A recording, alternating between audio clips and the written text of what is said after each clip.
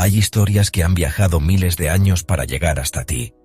Nombres olvidados, decisiones que cambiaron el rumbo de naciones, momentos donde la fe lo era todo, y que hoy siguen hablando, si sabemos escucharlos. En cada historia bíblica hay más que hechos antiguos. Hay un espejo donde mirarnos. Hombres y mujeres que dudaron, cayeron, se levantaron y a veces transformaron la historia. Lo que vivieron ellos puede iluminar lo que vives tú ahora. Aquí tomamos relatos escritos hace siglos y los traemos a nuestro tiempo. Los despojamos del polvo del pasado para descubrir qué significan hoy. Porque su voz no está apagada, sigue resonando para quien busca respuestas. En la Brújula Bíblica contamos historias que pueden cambiar tu forma de ver la fe. Quizá lo que creías se reafirme, o quizá descubras algo que nunca habías imaginado. Lo importante es el viaje que haremos juntos. Si quieres caminar con nosotros en este recorrido por las vidas de Moisés, Esther, Ezequiel, Enoc y tantos más, suscríbete y activa la campanita.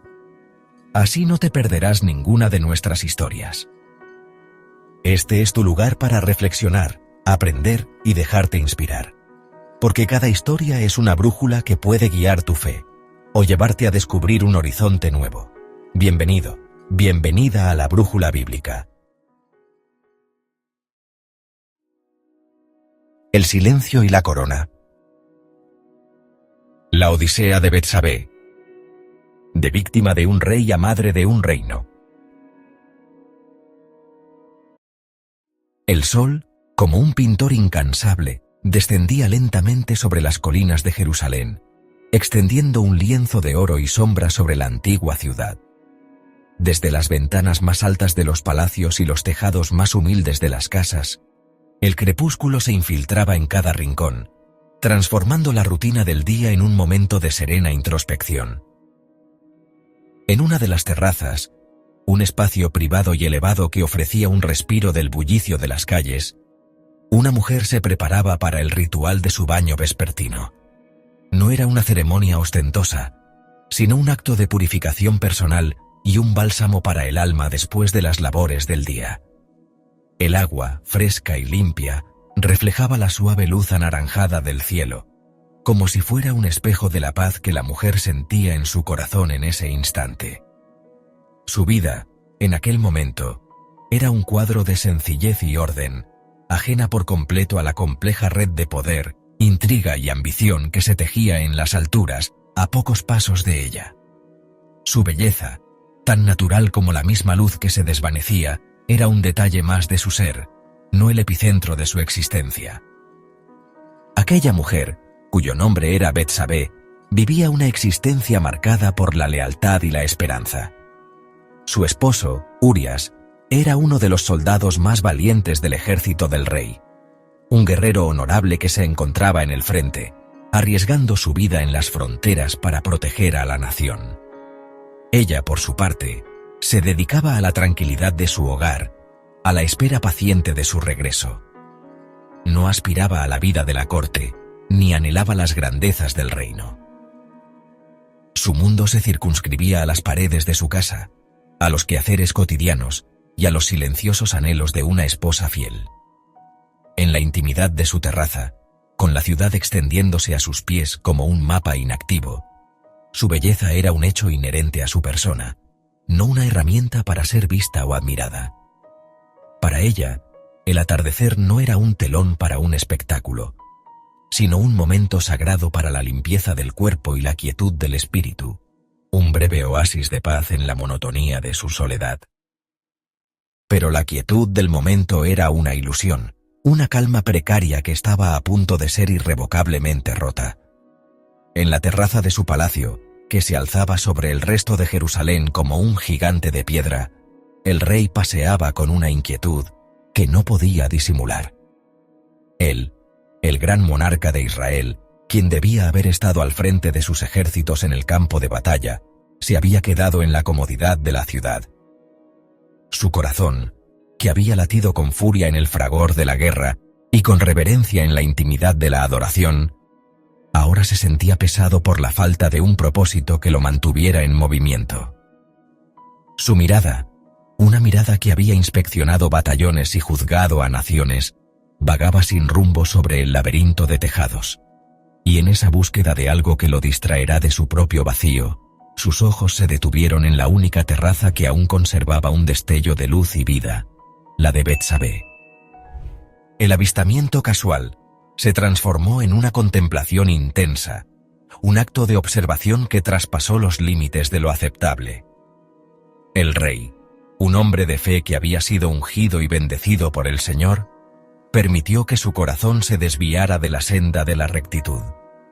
La imagen de la mujer, bañándose bajo la luz moribunda del sol, no fue vista con la pureza de un artista o la gratitud de un adorador, sino con la codicia de un hombre que se creía con el derecho de tomar lo que deseaba.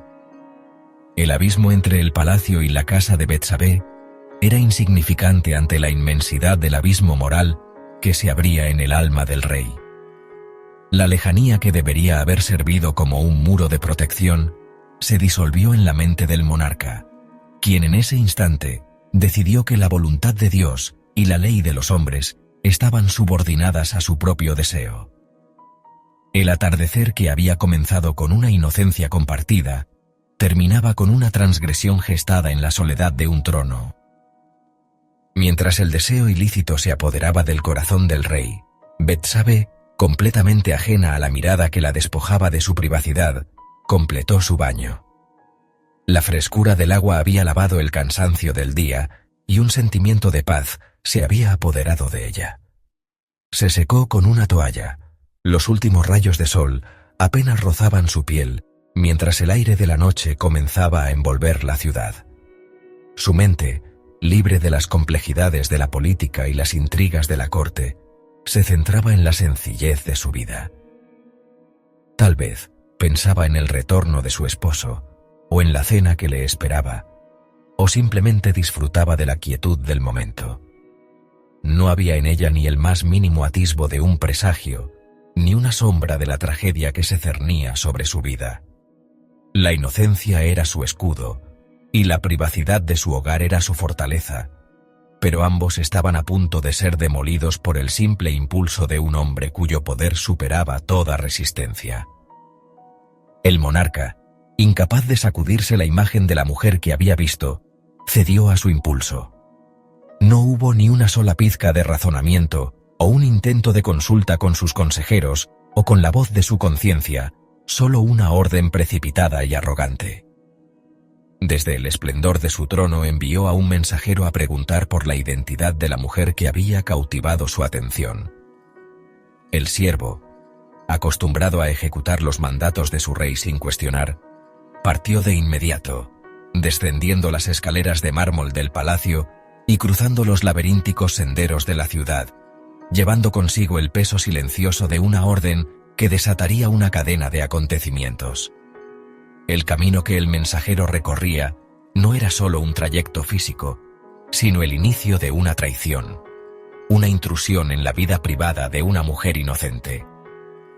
El atardecer de paz se había disuelto, y la oscuridad de la noche se llenaba con la sombra de una autoridad sin brújula. El mensajero llegó a la casa de Betsabé, y su presencia inesperada fue un golpe abrupto a la tranquilidad que aún reinaba en su hogar. El simple acto de la llegada de un siervo del rey, con su semblante formal y su túnica adornada, era una señal de que algo fuera de lo común estaba sucediendo. Betsabé, al escuchar el llamado a la puerta, se acercó con una mezcla de sorpresa y curiosidad. La voz del siervo, seca y sin emoción, pronunció las palabras que la arrancaron de su realidad. Era una orden para presentarse ante el rey, una convocatoria que no dejaba lugar a la negociación ni a la negación. Su corazón, que había latido al ritmo de la rutina diaria, ahora se aceleraba con la incertidumbre y el miedo. El ritual de su baño, que había sido una expresión de su ser privado, se había convertido en la causa de una llamada pública, una invitación a un destino que ella no había elegido. Con la orden real resonando en sus oídos, Betsabé se vio envuelta en una vorágine de emociones. La confusión dio paso a una sensación de indefensión absoluta. Ella no era una mujer de la nobleza con poder para rechazar un mandato del rey. Era la esposa de un soldado, un engranaje más en la gran maquinaria del reino. La voluntad del monarca era ley, una fuerza irrefutable que no podía ser desafiada. No tenía a quién recurrir para protegerse. Su esposo estaba lejos, en el frente de batalla, y su familia, bajo la misma autoridad del rey, no podía oponerse a un mandato tan directo. El miedo se apoderó de ella, un temor frío y paralizante al pensar en el destino que la esperaba, un camino que no había trazado y una historia que se escribía para ella sin su consentimiento. Su paz, su seguridad, su identidad, todo parecía desvanecerse en la inmensidad de las sombras del palacio. Así, envuelta en la oscuridad de la noche incipiente y con el corazón pesado de ansiedad, Betsabé fue conducida al palacio. El camino, que para otros sería un honor, se sentía como un sendero de fatalidad. El contraste entre la sencillez de su hogar y la opulencia de la residencia real era abrumador. Las murallas imponentes, los jardines cuidadosamente labrados, los guardias silenciosos, todo le recordaba la magnitud del poder que la había convocado. Se sintió como un objeto, como una pieza en un juego de ajedrez, donde el rey movía las fichas a su antojo, sin importar el daño o las consecuencias. Su identidad, su paz y su seguridad parecían disolverse en la inmensidad del palacio.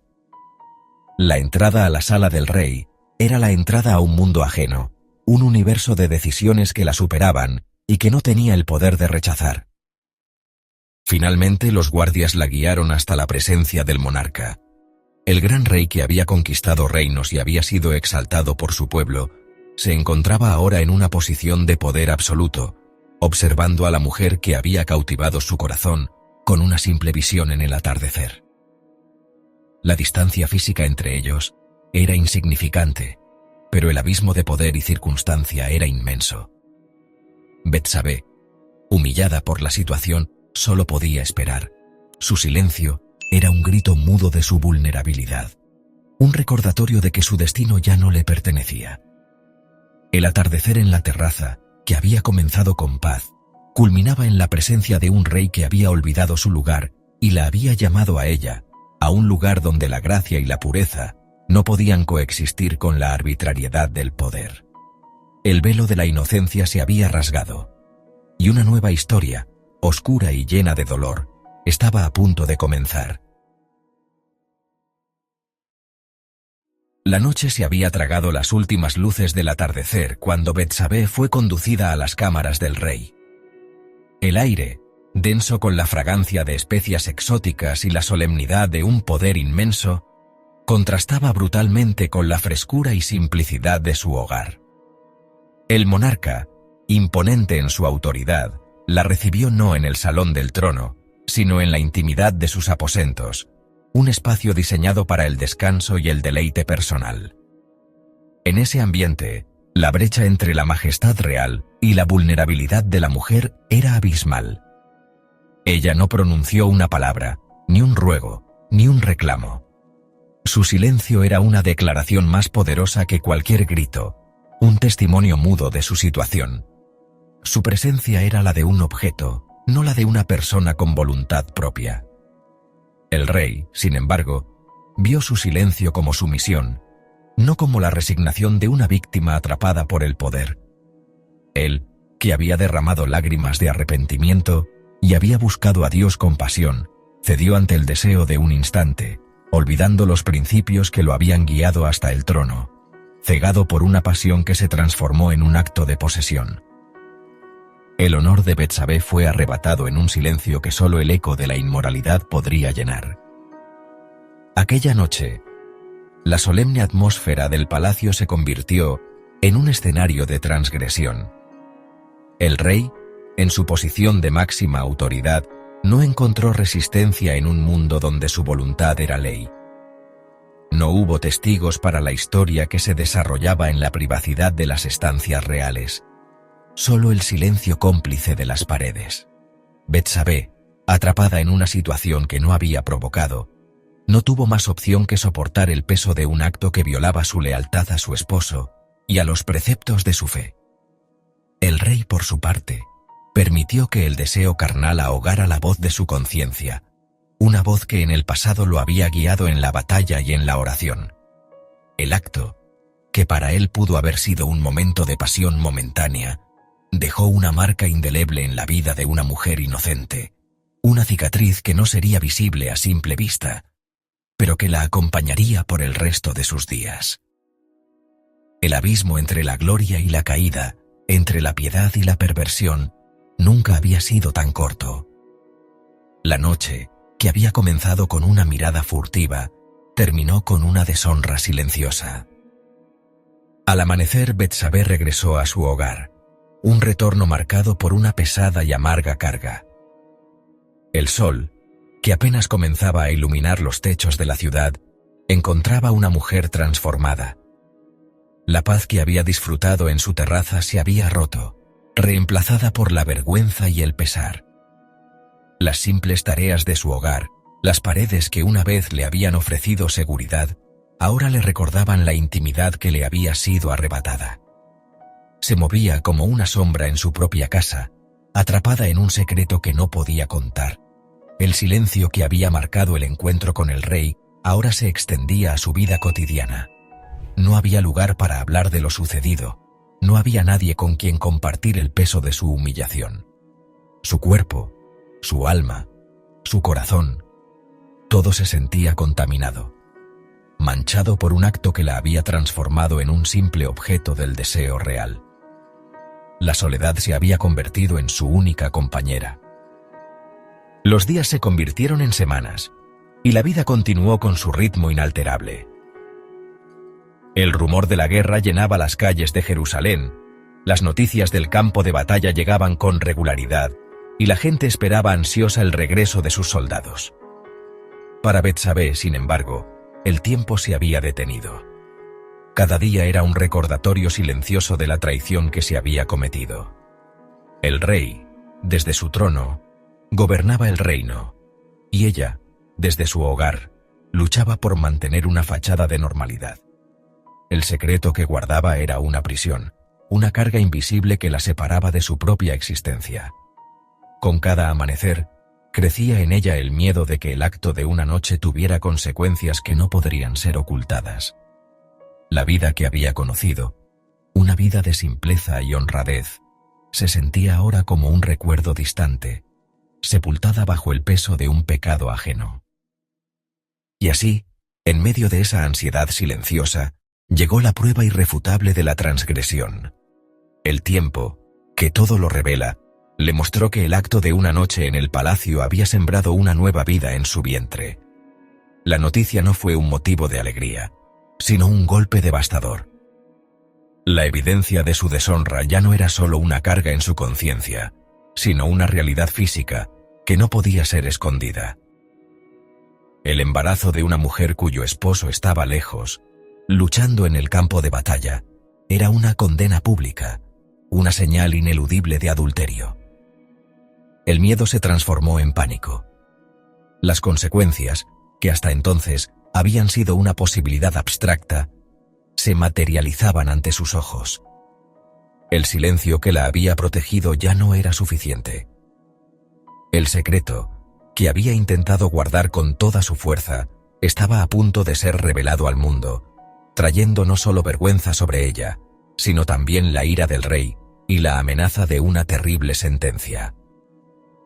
Con el corazón hecho pedazos por el pánico, Betsabé se enfrentó a la única opción que le quedaba: enviar un mensaje al rey. No fue un acto de malicia, ni un intento de venganza, sino la súplica desesperada de una mujer que buscaba proteger su vida ante la inminencia de una condena. El mensaje era simple, directo, despojado de cualquier adornado protocolo. Yo estoy encinta.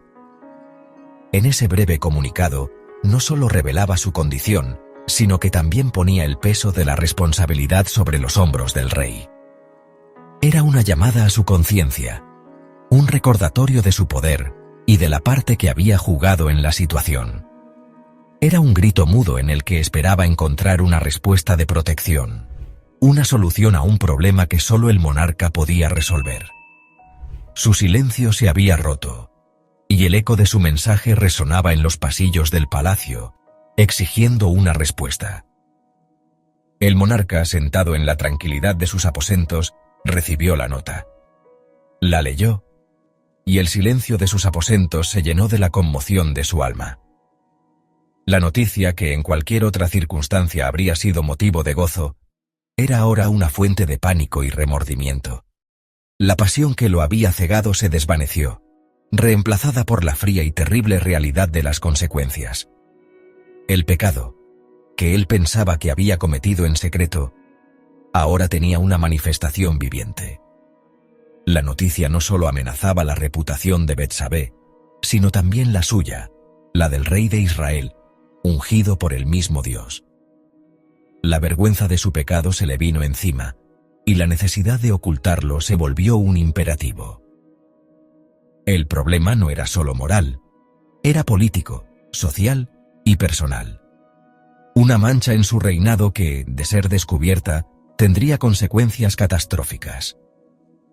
La mente del rey, que había planeado estrategias de guerra y había concebido grandes obras para el templo, se puso a trabajar en un plan para encubrir la transgresión. Su primera idea fue utilizar a Urias, el esposo de Betsabé, el soldado leal que estaba en la primera línea de la batalla. El rey, bajo el pretexto de querer saber sobre el estado de la guerra, mandó a buscar a Urias para que regresara a su hogar. Con el corazón ya manchado por la deshonra, el rey se hundió aún más en el abismo de la mentira y la manipulación. La inocencia de Urias, su honor como soldado y su lealtad al rey serían utilizados como instrumentos para ocultar una verdad oscura. El plan parecía simple y efectivo.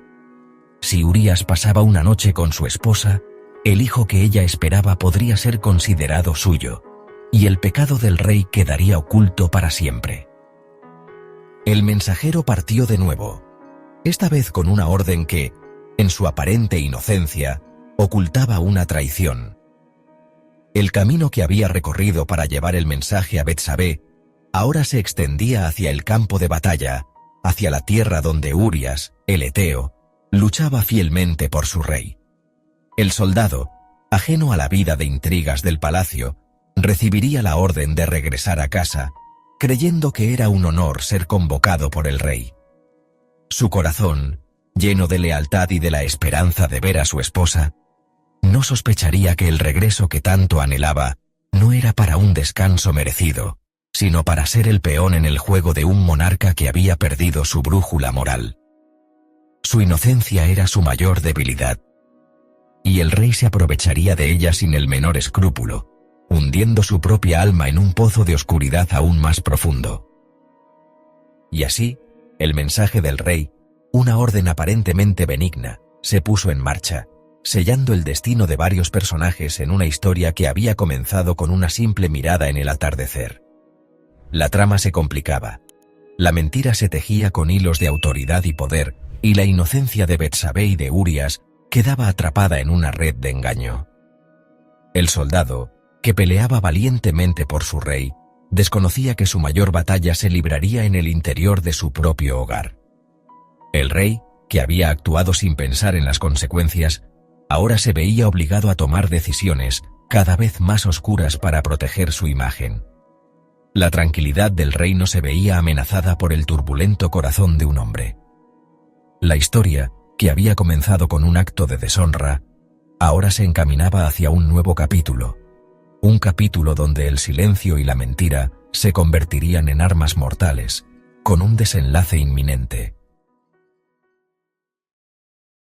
El eco del mensaje real viajó sin piedad a través de las llanuras polvorientas, hasta las tiendas de los guerreros que asediaban la ciudad fortificada. Urias, el heteo, el leal soldado al servicio del rey, recibió la convocatoria con un corazón lleno de una lealtad inquebrantable. Para él, una llamada del monarca era un honor, una señal de reconocimiento por su valentía en el campo de batalla. Dejó atrás el fragor del conflicto, las armas, el sudor y la sangre de sus hermanos de armas, y emprendió el camino de regreso a Jerusalén. Su mente no estaba ocupada por el cansancio de la guerra, sino por la dulce anticipación de volver a ver su hogar y a su esposa, Betsabé. En su inocencia, creía que el rey lo había convocado para informarle de alguna victoria o para encomendarle una nueva misión. No podía concebir que el verdadero motivo de su llamada era una trama oscura y personal, una red de mentiras tejida para encubrir una transgresión que había sido cometida en la paz de la ciudad, mientras él luchaba con valentía por su reino. Su retorno no era un descanso, sino el primer paso hacia una trampa mortal. Al llegar al palacio, fue conducido inmediatamente a la presencia del monarca. El rey, un maestro en el arte de la simulación, lo recibió con una calidez forzada y le preguntó con aparente interés sobre los detalles de la batalla. ¿Y el ejército y el pueblo, qué tal están? Urias, con la ingenuidad de un hombre cuyo honor era su única guía, le dio un informe detallado sobre la guerra, los movimientos de las tropas, el estado de ánimo de los soldados y las dificultades del sitio. No sospechaba que cada una de sus palabras era solo un pretexto para el verdadero motivo de su convocatoria. Urias veía a su rey, al hombre que había liderado a su pueblo en innumerables victorias, y sentía una devoción genuina. La idea de que ese mismo hombre, ese ungido del Señor, pudiera estar conspirando contra él, un siervo fiel, era una noción tan ajena a su mente que era imposible de siquiera considerar. Su lealtad era un velo que le impedía ver la verdad. Después de escuchar su informe, el rey, con una voz que pretendía ser benevolente, le dio la orden crucial de su plan. Le dijo a Urias: «Desciende a tu casa y lava tus pies». La frase era una invitación a la intimidad, una sugerencia para que se relajara y pasara la noche con su esposa, Betsabé. El rey esperaba que este acto completara su estratagema de encubrimiento, permitiendo que el niño que Betsabé esperaba fuera atribuido a su legítimo esposo. El monarca incluso envió un obsequio a la casa de Urias, un gesto de generosidad y aprecio que pretendía reforzar su engaño. El rey, en su soberbia, creía que había encontrado la solución perfecta a su problema, una manera de ocultar su pecado sin derramar más sangre, sin tener que enfrentar las consecuencias de sus acciones. Pero no contaba con la inquebrantable lealtad de un soldado honorable, una virtud que se oponía a su propia depravación. Pero el plan del rey se desmoronó tan pronto como fue puesto en marcha. Urias, en lugar de obedecer la sugerencia del rey y descender a su casa, hizo algo completamente inesperado y honroso. El hombre de guerra, que había dormido en el suelo frío del campo de batalla por el bien del reino, no pudo permitirse la comodidad de un lecho tibio mientras sus compañeros sufrían. Se quedó a dormir a la entrada del palacio, entre los siervos del rey. Su corazón era uno con el de sus hermanos de armas, y no podía disfrutar de la intimidad de su hogar mientras el arca de la alianza de Dios y el ejército de Israel y de Judá estaban durmiendo al aire libre. Su respuesta, cuando el rey le cuestionó su comportamiento al día siguiente, era un testimonio de su carácter, un contraste tan brutal con la corrupción moral del monarca que ponía en evidencia la profundidad de su propia traición. Al amanecer, la noticia de que Urias no había ido a su casa llegó a oídos del rey. Su frustración y su pánico aumentaron al ver que su plan tan cuidadosamente diseñado había fracasado. Con una desesperación cada vez mayor por encubrir su pecado, el monarca intentó un nuevo enfoque. Le preguntó a Urias: «¿No has venido de camino? ¿Por qué, pues, no descendiste a tu casa?» La pregunta, cargada de una falsa preocupación, buscaba una justificación para un nuevo intento de manipulación. El rey, en su arrogancia, creía que la respuesta del soldado era un mero capricho, una falta de entendimiento de su propia benevolencia. Su mente, oscurecida por la culpa, no podía comprender la pureza de la lealtad de Urias, una lealtad que no se doblegaba ante la comodidad personal ni ante las órdenes implícitas de un rey. Al escuchar la inquebrantable justificación de Urias, el rey se dio cuenta de que no podría forzarlo a ir a su casa sin levantar sospechas. El soldado no se dejaría persuadir por los regalos ni por las palabras del monarca. El plan, que parecía tan simple y efectivo, había chocado contra la roca de un corazón íntegro. En ese momento, la mente del rey, que había planeado estrategias de guerra, se retorció en una nueva y escalofriante dirección. Si no podía usar la vida del soldado para cubrir su pecado, tendría que usar su muerte. El deseo de encubrimiento, el pánico de ser descubierto, se transformó en una oscura determinación. El rey decidió que no habría testigos de su transgresión si no había nadie que pudiera revelar la verdad, y para lograrlo, estaba dispuesto a sacrificar a uno de sus guerreros más leales. Así, el monarca le ofreció un nuevo favor a Urias, una nueva máscara para su traición. Lo invitó a quedarse un día más, y lo emborrachó. Esperaba que bajo la influencia del vino, el soldado olvidara su disciplina y su honor, y sin pensarlo dos veces, se dirigiera a su hogar a descansar. Pero incluso el alcohol no pudo doblegar el espíritu inquebrantable de Urias. A la mañana siguiente, el soldado aún dormía en la entrada del palacio con los siervos del rey, su honradez más poderosa que cualquier droga. La perseverancia del soldado era un recordatorio constante de la inmoralidad del rey. Y con el fracaso de este segundo intento, el monarca se vio obligado a tomar una decisión irrevocable, una que lo hundiría en las profundidades del asesinato. En un acto de traición que superaba todo lo que había hecho antes, el rey escribió una carta y se la entregó a Urias, con la orden de llevarla a Joab, el comandante del ejército. El soldado, ajeno a su trágico destino, se dispuso a viajar de regreso a la batalla, llevando en sus propias manos el mensaje que sellaba su muerte. El monarca, incapaz de mirarle a los ojos, había ordenado por escrito que el comandante de su ejército lo pusiera en la primera línea de la batalla, donde el combate era más feroz, y que luego retrocedieran de él para que sea herido y muera. La carta, que para Urias era una simple orden real, era en realidad un veredicto de muerte, un documento de traición escrito por el mismo hombre al que servía. Su confianza en el rey era total, y su inocencia era el velo que le impedía ver el abismo que se abría a sus pies. Urias, con la lealtad de un hombre que se entregaba completamente a su deber, emprendió el camino de regreso. Su corazón estaba lleno del anhelo de servir a su rey y a su pueblo, y la carta que llevaba era la prueba de su compromiso. No sospechaba que el pergamino que sostenía en sus manos era la sentencia de su propio fin. La ironía era tan cruel como la traición que la había engendrado.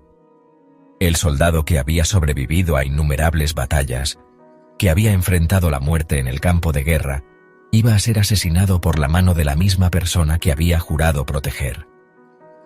Su regreso al campamento de guerra no era el de un guerrero que volvía a la lucha, sino el de un hombre que con cada paso se acercaba a una muerte inmerecida, una muerte orquestada por la envidia y la cobardía de un monarca.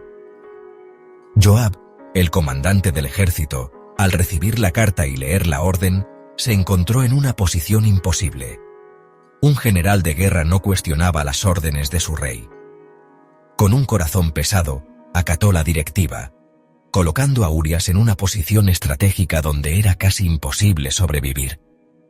El eteo, un hombre de gran coraje, luchó con la misma valentía que había demostrado en cada batalla, sin saber que sus propios compañeros estaban retrocediendo para exponerlo.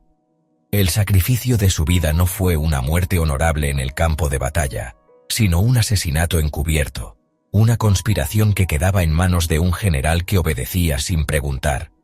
El reporte de la batalla, que llegó al rey, confirmaría que Urias había muerto con honra, pero la verdad de lo sucedido flotaba en el aire como una sombra invisible.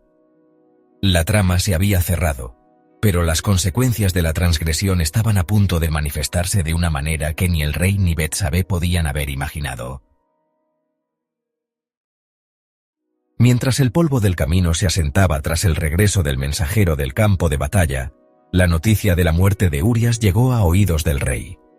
El informe, meticulosamente redactado para ocultar la verdad, hablaba de una batalla feroz y de un soldado que había caído con honor en el fragor del combate, en la primera línea.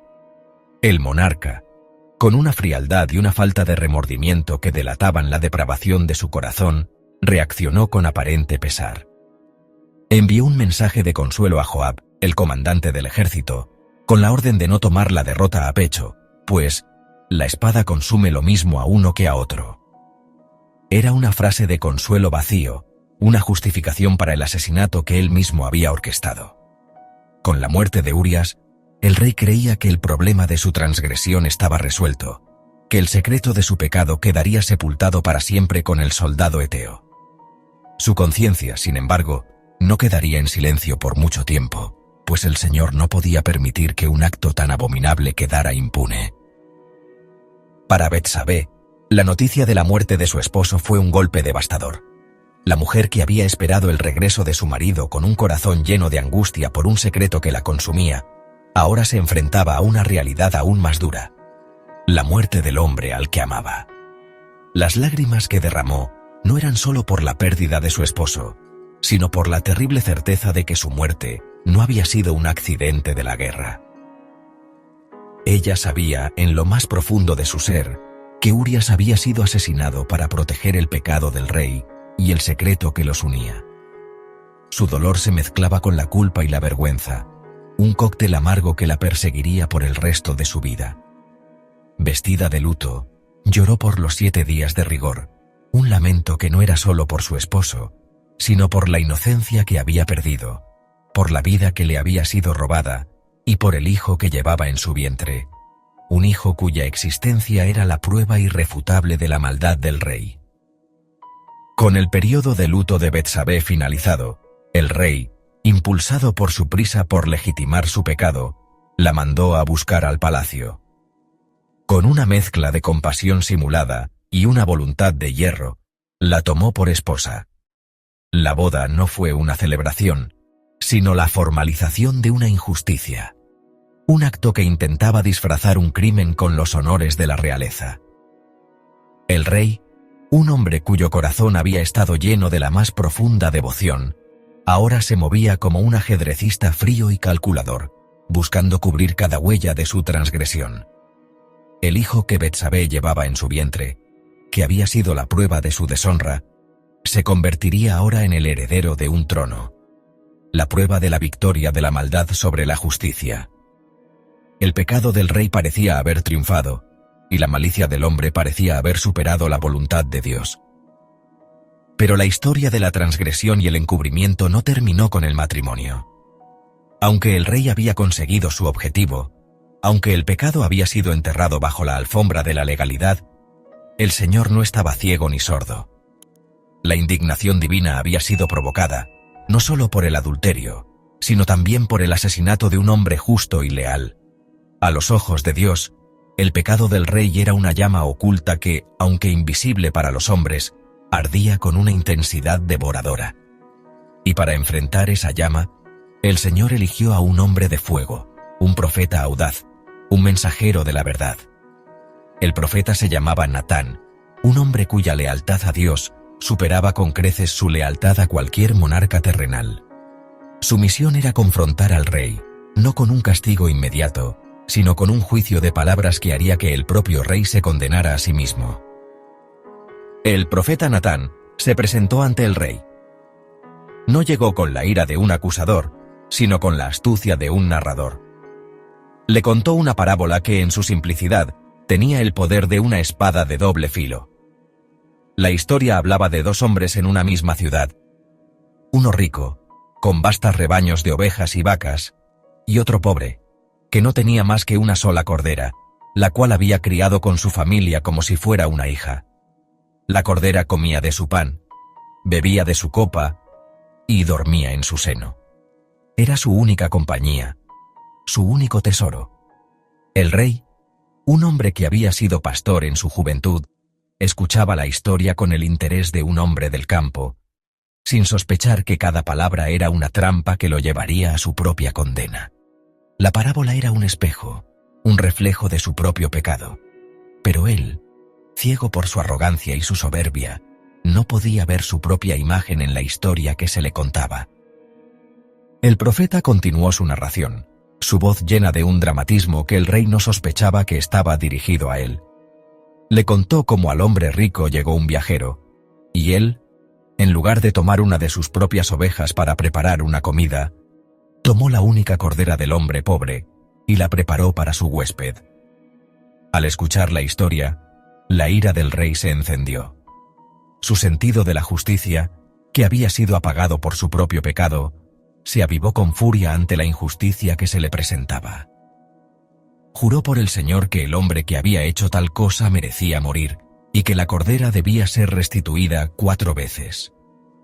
Su veredicto era rápido, su juicio era justo y su ira era total.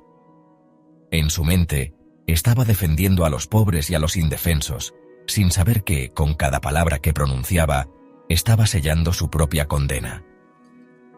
Y fue entonces cuando el profeta Natán, con la voz llena de la autoridad de Dios, pronunció las palabras que le cortaron la respiración al rey. «Tú eres aquel hombre». La frase, corta y directa, resonó en el silencio de la sala como un trueno.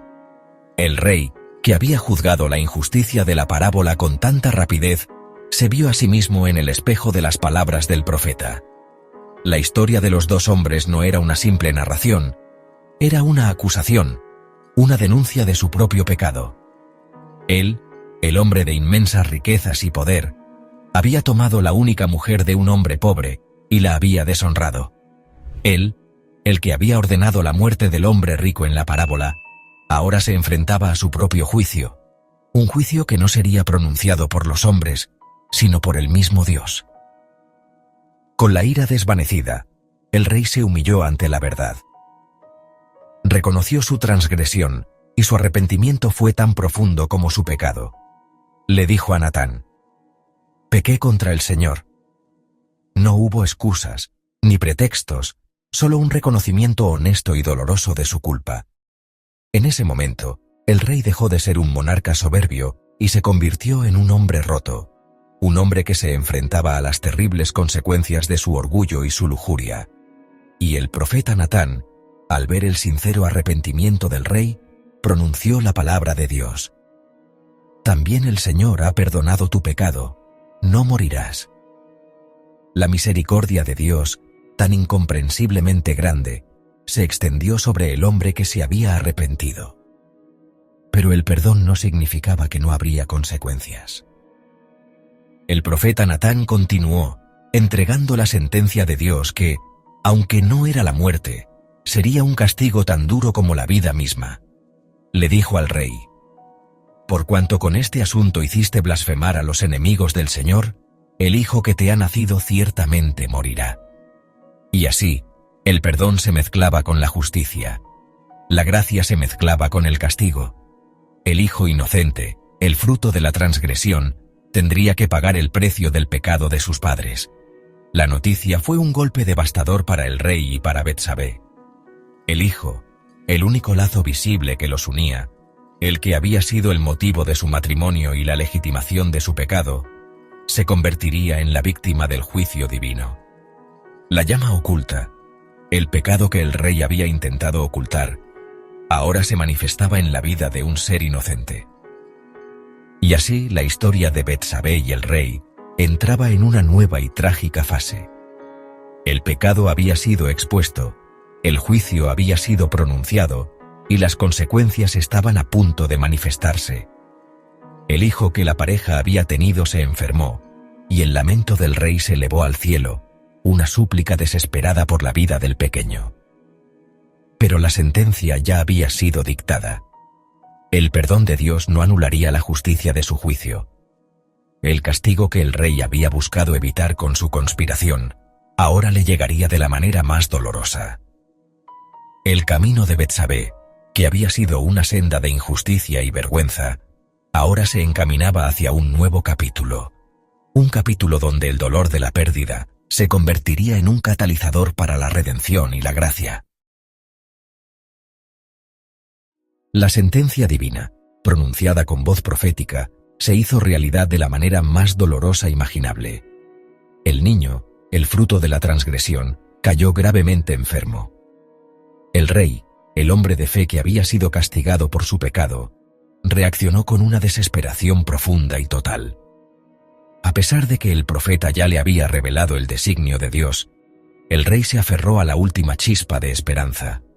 Se despojó de sus ropas regias y se vistió de cilicio, la áspera tela de arrepentimiento. Se postró en tierra y en un acto de humillación que conmovía a sus siervos, ayunó y suplicó al Señor por la vida de su hijo. Su corazón, que había sido soberbio en el atardecer y arrogante en la guerra, estaba ahora hecho trizas por el dolor de la paternidad amenazada. Aquellos que le servían, al verle en tan lamentable estado, temían por su cordura. El rey, un gobernante de vastos dominios, se encontraba en ese momento tan indefenso como el pequeño ser que se debatía entre la vida y la muerte en su cuna. Su penitencia pública no era un ritual vacío, sino el reflejo de un alma que clamaba desesperadamente por la misericordia que había olvidado mostrar. Mientras el rey se humillaba en el piso de su palacio, la madre, Betsabé, sufría en un silencio aún más profundo. Las lágrimas que derramaba eran privadas, una mezcla de dolor por la enfermedad de su hijo y la pesada carga de saber que aquella dolencia era el resultado de un pecado del cual ella era parte, aunque no la iniciadora. No había lugar para ella en la exhibición pública de luto del rey. Su pena era la de una madre que veía a su primogénito deslizarse entre sus dedos, un ser inocente pagando el precio de una transgresión ajena. El lamento del rey era el clamor de la culpa, pero el de ella era el grito mudo de una maternidad herida. Ella veía en cada respiración superficial, en cada movimiento débil del pequeño cuerpo, un recordatorio constante de la noche en la que su vida había sido deshonrada. El peso de la vergüenza, de la pérdida y de la soledad era una carga casi imposible de soportar. Los días pasaron, cada uno más lúgubre que el anterior. El rey continuaba su ayuno, implorando al Señor por un milagro, negándose a comer o a levantarse de su postración. Sus ancianos y príncipes, preocupados, intentaban en vano persuadirlo para que se alimentara y volviera a su vida normal. Sin embargo, su súplica era incesante. La desesperación se había apoderado de su alma y su esperanza se aferraba a la posibilidad de que el corazón de Dios se enterneciera y revocara la sentencia. Para el rey, cada momento de ayuno era una muestra de su sincero arrepentimiento, una prueba de que estaba dispuesto a soportar cualquier dolor, si eso significaba salvar la vida de su hijo. Pero la decisión ya había sido tomada, y la enfermedad avanzaba sin piedad, marcando la inevitabilidad de un final trágico que ni los ruegos de un monarca, ni las súplicas de un padre, ni el amor de una madre podrían detener. Al séptimo día, lo que todos temían sucedió. Los siervos del rey, al ver que el niño ya no respondía, supieron que la muerte había llegado. El silencio que se instaló en la casa fue más ensordecedor que cualquier lamento. Los siervos, llenos de temor, dudaron en cómo dar la noticia al rey, sabiendo que su dolor sería inmenso y su reacción impredecible. ¿Qué haría el rey que había ayunado y llorado mientras el niño aún estaba vivo? ¿Cómo se comportaría ahora, cuando la esperanza se había desvanecido por completo? La noticia debía ser manejada con extrema cautela. El rey, notando las miradas furtivas y los susurros silenciosos de sus sirvientes, comprendió la terrible verdad sin que nadie pronunciara una palabra. Con una calma inesperada les preguntó: ¿Ha muerto el niño? Y ante la afirmativa de ellos, el rey se levantó del suelo de su luto.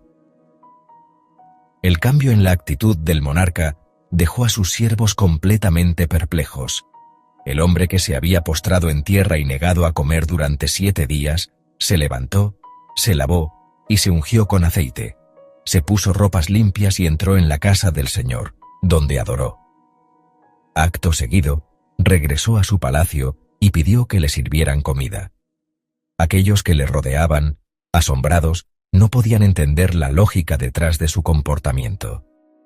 Le preguntaron por qué había ayunado y llorado cuando el niño vivía, pero se levantaba y comía ahora que había muerto. Su pregunta era válida. El rey, sin embargo, con una sabiduría que provenía de su profunda conexión con lo divino, les ofreció una lección que trascendía la lógica humana, una lección sobre el luto, la aceptación y la soberanía de Dios. Su reacción era un testimonio de que su arrepentimiento había sido genuino. El rey les explicó su razonamiento con una serena y resignada voz. Mientras el niño aún vivía, yo ayunaba y lloraba, pues me decía: ¿quién sabe si Dios tendrá compasión de mí, y el niño vivirá? Mas ahora que ha muerto, ¿para qué he de ayunar? ¿Podré yo hacerle volver? Yo voy a él, mas él no volverá a mí. En estas palabras, el rey no solo expresaba su aceptación de la voluntad de Dios, sino que también revelaba una profunda comprensión de la muerte y la eternidad. Reconocía la inutilidad de su súplica una vez que el destino estaba sellado, y se consolaba con la certeza de que, aunque el niño no regresaría a la vida terrenal, él algún día se reuniría con él en la presencia de Dios. El luto que sentía era real, pero su fe en el poder de Dios y en la esperanza de la resurrección era aún más grande. Después de su acto de adoración y su comida, el rey se acercó a Betsabé para consolarla. La encontró en la oscuridad de su dolor, una pena que no podía ser lavada con ritos ni calmada con el entendimiento. Ella, la mujer que había perdido a un esposo honorable y a un hijo inocente a causa del deseo de un rey, se enfrentaba a la más cruda de las realidades. Su corazón estaba roto. El consuelo que el rey intentaba ofrecerle era un bálsamo insuficiente para la herida profunda de su alma. La pena de ella era íntima, una experiencia solitaria que nadie podía compartir plenamente. Las palabras del rey, aunque llenas de una nueva sabiduría y un arrepentimiento genuino, no podían borrar el dolor que ella sentía. En la quietud de su dolor, el silencio era su único refugio, y su llanto era la única expresión de una agonía que se negaba a ser consolada por la razón o la teología. Sin embargo, en medio de la tristeza y el luto, el rey se acercó a Betsabé, no solo con palabras, sino con un amor que había sido purificado por el fuego del dolor. La pasión inicial, la misma que había desencadenado la tragedia, había sido reemplazada por una conexión más profunda y genuina, una que se había forjado en la adversidad compartida. Él la consoló, y en la intimidad de su dolor, el rey y la mujer, unidos por la pena, se aferraron el uno al otro. Su unión, que había comenzado en la oscuridad del pecado, fue redimida por la gracia y la promesa de un nuevo comienzo. En aquel momento de vulnerabilidad mutua, la misericordia de Dios se hizo evidente. El Señor, que había castigado la transgresión, ahora miraba con favor a la pareja, concediéndoles una nueva oportunidad, una esperanza que se materializaría en la forma de una nueva vida. De esta consolación surgió un nuevo comienzo. El rey y Betsabé concibieron un hijo, y esta vez, la nueva vida que crecía en el vientre de la madre no era el fruto del pecado y la vergüenza, sino el símbolo de la gracia divina. El nacimiento del niño fue motivo de gran alegría, un faro de esperanza en un tiempo de dolor reciente. El rey le puso por nombre Salomón, que significa pacífico, como un augurio de la paz que se establecería en su reino y en su alma. Pero el Señor mismo, a través de la voz del profeta, le dio un nombre adicional, Jedidías, que significa amado del Señor. Este segundo nombre era un sello divino, una declaración pública de que el niño no solo era querido por sus padres, sino que era el objeto del afecto de Dios. Una muestra de que la gracia y la misericordia divina superaban incluso las más graves transgresiones. El nacimiento de este niño, bendecido y amado por el mismo Dios, marcó un punto de inflexión en la historia de la pareja. A pesar de que el pecado había tenido consecuencias devastadoras, la vida de Betsabé y el destino del rey no se definieron por el error del pasado, sino por la promesa de un futuro lleno de redención. La gracia de la promesa de un nuevo hijo, de una nueva oportunidad, se alzaba por encima del llanto por el hijo que se había perdido. La historia de Betsabé, que había comenzado con una transgresión silenciosa y había continuado con el dolor de la pérdida, ahora se encaminaba hacia un nuevo capítulo, un capítulo donde su papel en el destino del reino de Israel se consolidaría de una manera que nadie podría haber imaginado, elevándola de la posición de víctima a la de la madre del Hijo amado del Señor. Su camino hacia la corona y la maternidad real se iniciaba con este acto de misericordia divina que marcaba el fin del dolor y el comienzo de la esperanza. El nacimiento del niño, llamado Salomón, marcó una nueva era en la vida de Betsabé. Las sombras del luto y la vergüenza se disiparon, reemplazadas por la luz de una nueva maternidad y la certeza de una promesa divina. Ya no era la mujer deshonrada que había sido traída al palacio en medio de la noche, sino la madre del niño amado del Señor. La presencia del pequeño en el palacio era un recordatorio constante de la gracia de Dios, una muestra viva de que la misericordia divina había triunfado sobre la transgresión humana. Betsabé, con su corazón purificado por el dolor y la pérdida, se dedicó a la crianza de su hijo con una devoción profunda. Cada sonrisa, cada balbuceo, cada paso del niño era un bálsamo para el alma herida de la madre, una confirmación de que su vida no se definiría por su pasado, sino por el futuro que ahora tenía en sus brazos. Su papel había cambiado radicalmente. De ser una víctima silenciosa se había convertido en la guardiana de una nueva esperanza. A medida que Salomón crecía, se hacía evidente que no era un niño común. En él no solo se manifestaba la gracia de Dios, sino también la sabiduría que sus padres le inculcaban. Betsabé, con la calma y la perspicacia que había adquirido a través de la adversidad, lo educaba en los principios de la justicia y la fe.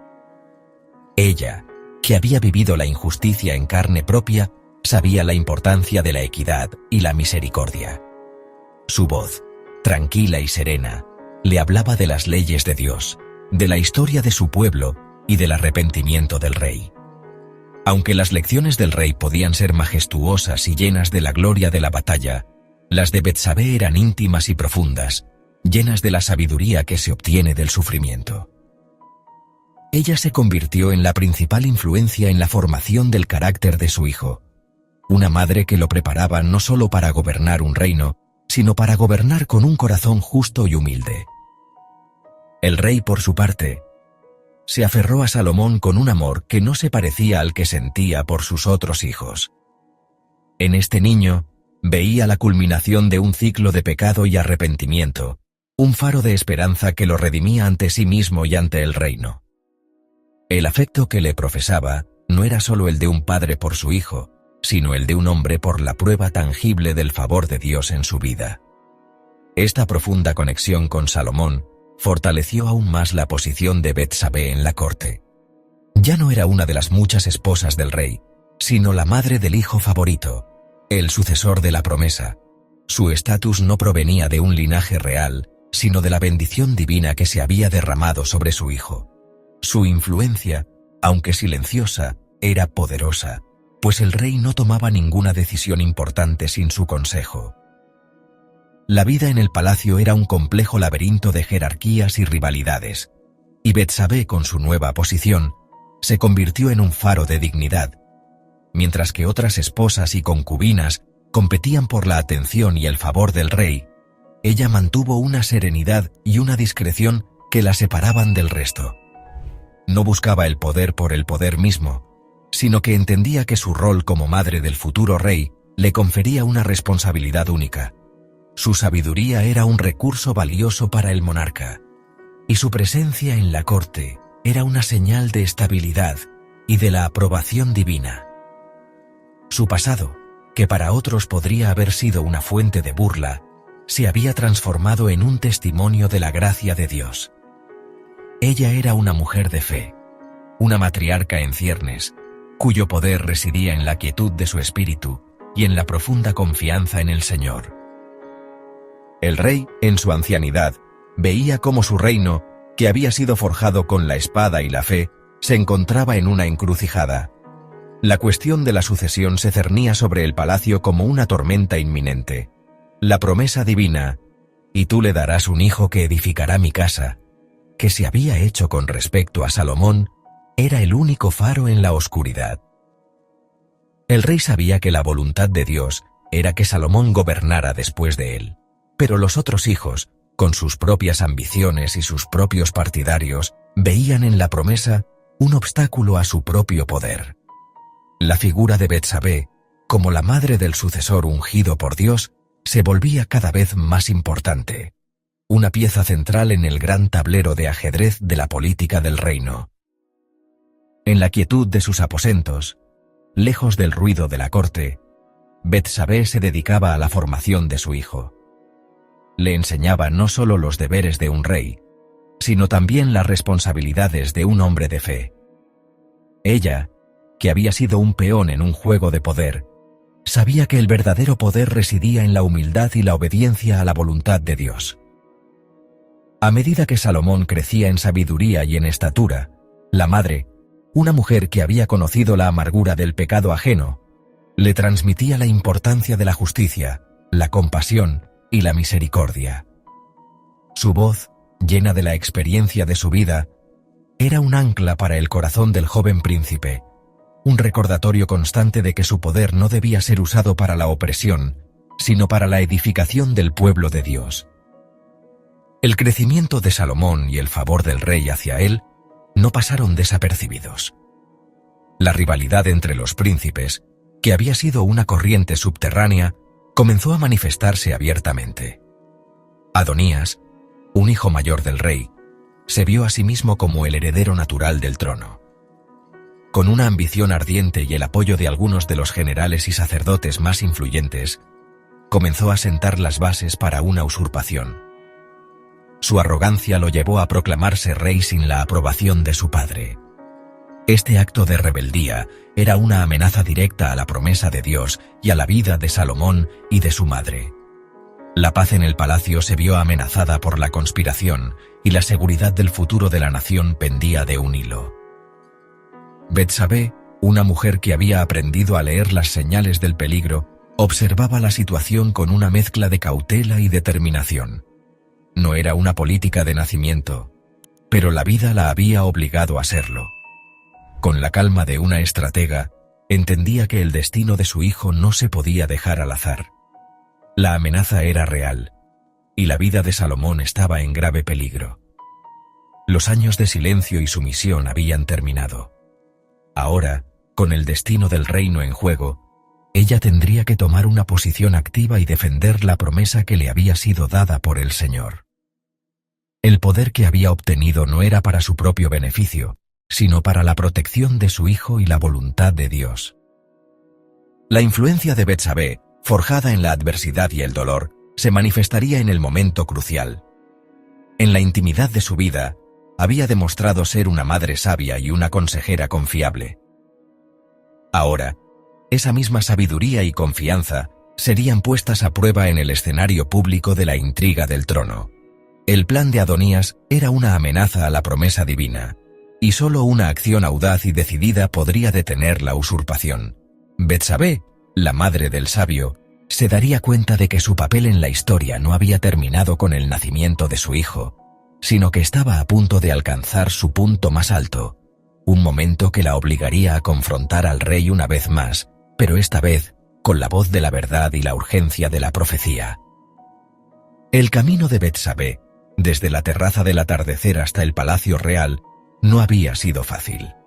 Había conocido el dolor, la vergüenza y la pérdida, pero cada una de esas experiencias había forjado en ella una fuerza y una sabiduría que no se podían encontrar en los salones del poder. De la tragedia de su pasado había surgido un presente de propósito y una esperanza para el futuro. La madre del sabio estaba lista para defender el legado que el Señor le había confiado, y su historia estaba a punto de entrar en un nuevo capítulo, un capítulo de acción y de audacia que la consolidaría no solo como la madre de un rey, sino como una de las figuras más influyentes en la historia del reino. La intriga por el trono estaba a punto de comenzar, y Betsabé ya no sería una espectadora. El bullicio de una fiesta se alzó en el valle, un sonido de celebración que se negaba a ser contenido. Adonías, hijo del rey, había invitado a sus hermanos, excepto a Salomón, y a los principales generales y sacerdotes a una gran fiesta en el manantial. Era una celebración de su autoproclamación como rey, un acto audaz y traicionero que pasaba por alto la autoridad de su padre y la promesa divina. La música, los gritos de júbilo y los sacrificios de animales resonaban en el aire, un falso eco de la verdadera coronación que, según la voluntad del Señor, debía suceder en el tiempo señalado. La prisa de Adonías por asegurar el trono revelaba no solo su ambición, sino su falta de fe en el plan divino, una soberbia que lo llevaría a un trágico error. En su corazón no había la sabiduría de Salomón, ni el profundo respeto por la voluntad de Dios, sino el orgullo de un hombre que creía que su linaje y su popularidad eran suficientes para usurpar el lugar que ya estaba destinado a otro. La noticia de la conspiración llegó a los oídos de Betsabé a través de Natán, el mismo profeta que había sido el instrumento de la revelación de la verdad en el pasado. Su llegada al palacio era un signo de que una nueva crisis se cernía sobre el reino. La madre del sabio, que había aprendido a leer las señales de peligro, escuchó las palabras de Natán con una mezcla de horror y determinación. El profeta le reveló que Adonías se había proclamado rey y que si no actuaban con rapidez, el destino de su hijo y el de ella misma sería la muerte. Betsabé, cuya vida había estado marcada por la obediencia silenciosa, se encontró ante una encrucijada crucial. El destino del reino, de su hijo y de su propia vida, dependía de su audacia para confrontar al rey una vez más, para recordarle su promesa y para defender la voluntad de Dios. Su silencio había terminado. Con la urgencia del profeta resonando en su mente, Betsabé se dirigió a las habitaciones del rey, que en su ancianidad se encontraba débil y frágil. Ella entró en la habitación y se postró ante el rey, un gesto de reverencia que no se sentía como sumisión, sino como una solemne advertencia. El rey, notando la urgencia en su mirada, le preguntó: «¿Qué quieres?». Betsabé, con una voz que llevaba el peso de la historia de su vida, le recordó la promesa que le había hecho. «Señor mío, tú juraste por Jehová tu Dios a tu sierva, diciendo: Salomón tu hijo reinará después de mí, y él se sentará en mi trono». El rey, cuyo recuerdo se desvanecía con la edad, escuchaba sus palabras, y en su mente se encendía una chispa de un juramento olvidado. La súplica de la madre no era un capricho, sino la voz de la profecía, un recordatorio de la voluntad de Dios. Después de recordarle su promesa, Betsabé continuó su súplica, revelando la intriga que se tejía en el reino. «He aquí, Adonías ha reinado, sin que tú, mi señor rey, lo sepas». Con una precisión de estratega, describió los detalles de la conspiración, los invitados de Adonías, los sacerdotes y los generales que lo apoyaban, y la ausencia de los hombres leales al rey y a la promesa de Dios. Su voz, tranquila y serena, era más poderosa que cualquier grito de guerra, pues cada palabra que pronunciaba era un golpe al corazón de la traición de Adonías. Betsabé se levantó y le advirtió al rey de la terrible consecuencia de su inacción. «Ahora, mi señor rey, los ojos de todo Israel están sobre ti, para que les declares quién ha de sentarse en el trono de mi señor rey después de él. De otra manera, cuando mi señor el rey duerma con sus padres, yo y mi hijo Salomón seremos considerados culpables». En este momento, la madre del sabio no solo defendía a su hijo, sino también el destino de una nación entera. En un acto de un coraje que superaba su anterior sumisión, Betsabé había logrado su objetivo. La verdad, que había sido oscurecida por la traición, ahora brillaba con la claridad de la luz del día. Pero su trabajo aún no había terminado. Mientras ella hablaba con el rey, Natán, el profeta, entró en la habitación. Él, que había aconsejado a Betsabé sobre cómo actuar, ahora le confirmaba su historia al rey, sirviendo como un testigo irrefutable de la conspiración. Natán, con la autoridad que le confería su papel de profeta, le preguntó al rey si había dado permiso para que Adonías reinara, poniendo en evidencia la traición de su hijo. La presencia de ambos, Betsabé y Natán, actuando en perfecta coordinación, era una fuerza imparable que buscaba corregir una injusticia y asegurar que la voluntad de Dios se cumpliera. El rey, con su mente iluminada por las palabras de Betsabé y de Natán, reaccionó con una rapidez que no se esperaría de un hombre tan anciano. Se dio cuenta de la grave amenaza que se cernía sobre su reino y de la audacia de Adonías. Con su voz debilitada por la edad, pero firme en su propósito, juró a Betsabé: «Vive Jehová, que ha librado mi alma de toda angustia, que como yo te he jurado por Jehová Dios de Israel, diciendo: Salomón tu hijo reinará después de mí, y él se sentará en mi trono en lugar mío. Así lo haré hoy». El juramento, pronunciado en la intimidad de su habitación, fue una promesa solemne y un mandato real. Con estas palabras, el rey no solo confirmaba la sucesión de su hijo, sino que también revalidaba la posición de Betsabé en la corte como la madre de un rey. Acto seguido, el rey dio órdenes precisas a los líderes de su ejército y a los sacerdotes que le permanecían leales. Les ordenó que tomaran a Salomón y lo llevaran en la mula del rey hasta el manantial de Gihón, donde sería ungido por el sacerdote Sadoc y el profeta Natán como el nuevo rey. Entonces tocaréis trompeta y diréis: «¡Viva el rey Salomón!», ordenó. Era una orden clara y concisa que buscaba contrarrestar la usurpación de Adonías con una ceremonia de coronación legítima, una que tenía la autoridad del rey, la bendición de los sacerdotes y el favor del profeta de Dios. La respuesta del rey no solo era una defensa del derecho de su hijo, sino una reafirmación de su fe en el plan divino, un plan que había sido amenazado por la ambición de un hombre. La coronación de Salomón no fue una celebración masiva, sino una respuesta urgente a una crisis inminente. La procesión de Salomón en la mula del rey, un símbolo de su autoridad, y la unción en el manantial de Gihón, un lugar de gran significado espiritual, eran actos que le daban una legitimidad que la usurpación de Adonías nunca podría tener. La voz de las trompetas que proclamaban al nuevo rey, el grito de «¡Viva el rey Salomón!», resonó en todo Jerusalén, un sonido que eclipsaba la celebración de la fiesta de Adonías. La voluntad de Dios se estaba cumpliendo, y el destino de la nación, que había pendido de un hilo, se aseguraba con la ascensión de Salomón al trono. La audacia de Betsabé había salvado a su hijo, y la sabiduría de Natán había asegurado que la promesa de Dios se cumpliera. Cuando la noticia de la coronación de Salomón llegó a los oídos de Adonías y sus invitados, el gozo de su fiesta se convirtió en un pánico total. Cada hombre, consciente de la gravedad de la traición que había cometido, se levantó de la mesa y huyó por su vida. Adonías, lleno de terror, corrió a buscar refugio en el altar, el único lugar que ofrecía un santuario de la ira del nuevo rey.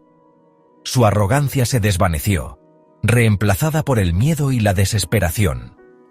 Su conspiración, que parecía tan fuerte y segura, se había desmoronado ante la fuerza de la verdad y la voluntad de Dios. El final de la intriga del trono era el inicio del reinado de Salomón. Un reinado que se caracterizaría por la paz y la sabiduría, el fruto de la gracia divina. El camino de Betsabé, que había estado marcado por el dolor y la humillación, culminó en un triunfo que no era de ella, sino del Señor. De una víctima silenciosa, se había convertido en una voz poderosa, una defensora de la voluntad de Dios y la madre del rey más sabio que jamás gobernaría Israel. Su súplica al rey, que había sido una lección de estrategia y de fe, había asegurado el legado de su hijo y había consolidado su lugar en la historia como una figura de gran influencia. El silencio y la corona, que habían sido las dos fuerzas que habían regido su vida, finalmente se unieron en un propósito común: la preservación del linaje real y la manifestación de la gracia divina en su vida. Su historia es un recordatorio de que la fe puede triunfar sobre la adversidad y que la voluntad de Dios, aunque a veces se manifieste de maneras inesperadas, siempre prevalecerá. Con la coronación de Salomón, el destino de Betsabé se transformó por completo. La mujer que había sido una víctima de la intriga del palacio se convirtió en una figura de poder y respeto, consolidando su posición como la reina madre. Su hijo, el mismo que había sido la prueba viviente de un pecado, era ahora el rey de Israel, ungido por el mismo Dios. La vida de Betsabé no se definió por su pasado, sino por su presente de gracia y su futuro de influencia. Su presencia en la corte real era un testimonio de la misericordia divina y un recordatorio de que la voluntad de Dios se había cumplido a pesar de las adversidades humanas. Su papel había cambiado radicalmente. De ser una esposa del rey, se había convertido en una consejera de su hijo, una matriarca cuya sabiduría se valoraba por encima de cualquier otra cosa en el reino. La influencia de la reina madre era palpable en cada rincón del palacio. La historia cuenta que cuando Betsabé se acercaba al rey Salomón, éste se levantaba de su trono para recibirla, se postraba en reverencia y le hacía sentarse a su diestra, en un trono especial que él mismo había mandado a preparar. Este gesto de profundo respeto no era solo una muestra de afecto filial, sino un reconocimiento público de la autoridad y la sabiduría de su madre. La reina madre era la consejera principal del rey, un faro de la verdad en un mar de aduladores y oportunistas. La humildad y el respeto de Salomón hacia su madre eran un reflejo de la piedad que había aprendido de ella, y un ejemplo para todo el reino de la honra que se debe a la figura materna. A pesar de su nuevo estatus, Betsabé nunca olvidó de dónde venía. Su corazón permaneció humilde y su espíritu, que había sido purificado por el dolor y la pérdida, se mantenía en sintonía con la voluntad de Dios. Ella utilizaba su influencia no para enriquecerse o para vengarse de sus enemigos, sino para interceder por otros y para asegurar que la justicia prevaleciera en el reino de su hijo. Un ejemplo notable de su intervención se encuentra en el caso de Adonías. A pesar de que el príncipe usurpador había intentado tomar el trono de su hijo, Betsabé no se llenó de rencor. Cuando Adonías se acercó a ella con un ruego, ella escuchó su petición y se la llevó al rey Salomón, demostrando una compasión que trascendía la venganza y un pragmatismo que buscaba la estabilidad del reino. El poder de Betsabé no se limitaba a su relación con su hijo, sino que se extendía al pueblo.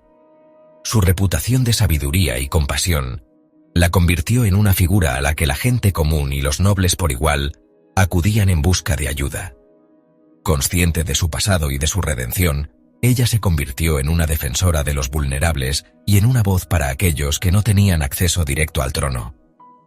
Su palacio se convirtió en un lugar de refugio, y sus intercesiones ante Salomón a menudo llevaban a juicios más justos y a soluciones más equitativas.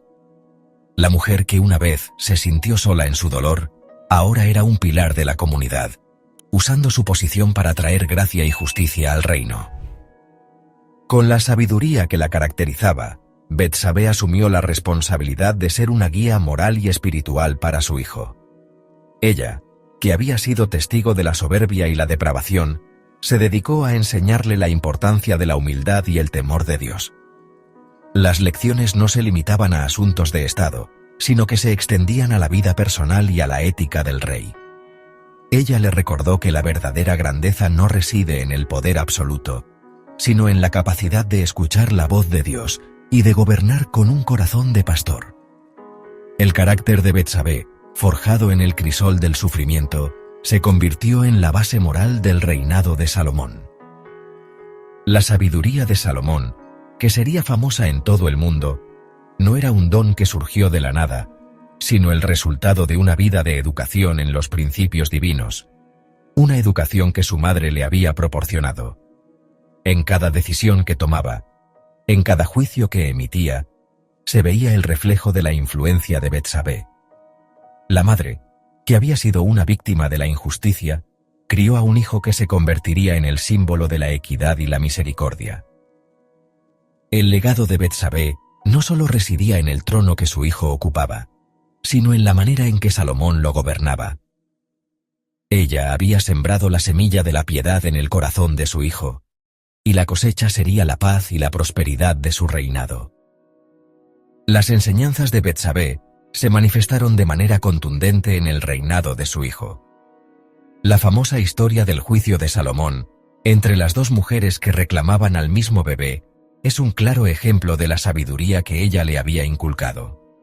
La perspicacia para discernir la verdad, la misericordia para perdonar y la firmeza para aplicar la justicia no eran solo dones divinos, sino también el resultado de la educación que una madre, que había conocido la amargura de la injusticia, le había dado a su hijo. Salomón aprendió a mirar más allá de la superficie, a valorar la vida por encima de la propiedad, un principio que su madre había vivido en carne propia. Pero el legado de Betsabé se extiende más allá de la historia del reino de Israel, hasta las páginas sagradas de la genealogía de Jesús. En la genealogía de Jesús en el Evangelio de Mateo, se menciona a Betsabé como una de las pocas mujeres que formaron parte de la línea de descendencia de Cristo.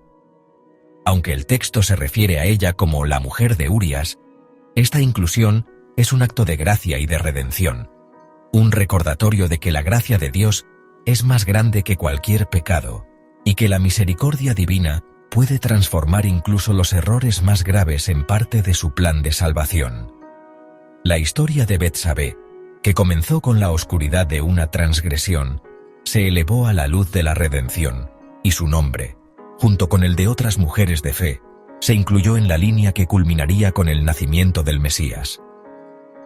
El papel de Betsabé en la historia es un testimonio de la soberanía de Dios, que puede usar incluso los errores humanos más grandes para cumplir sus propósitos divinos. De una víctima de un acto de poder y lujuria, ella se convirtió en la madre de un rey, la guardiana de una promesa y una figura central en la historia de la salvación. Su vida es un recordatorio de que incluso en las circunstancias más difíciles, la fe y la obediencia a Dios pueden transformar la vergüenza en honor y la desesperación en esperanza. Su historia no es una historia de pecado, sino una historia de redención, un testimonio de que la gracia divina puede brillar incluso en los lugares más oscuros. Y así, el legado de Betsabé se inmortalizó no solo en los anales del reino de Israel, sino en las páginas de la historia de la salvación. El camino que comenzó en una terraza con una mirada furtiva, culminó en un trono con un reinado de sabiduría y paz. El silencio que había marcado su primer encuentro con el rey fue reemplazado por la voz de su hijo, que juzgaría con justicia y gobernaría con rectitud. Su historia es una luz para todos aquellos que se sienten atrapados en la oscuridad del pecado o de la injusticia. Ella, la madre del sabio, la mujer cuyo nombre se encuentra en la genealogía de Cristo, es un recordatorio eterno de que la gracia de Dios es suficiente para redimir incluso la historia más trágica y convertirla en un testimonio de su inmenso amor.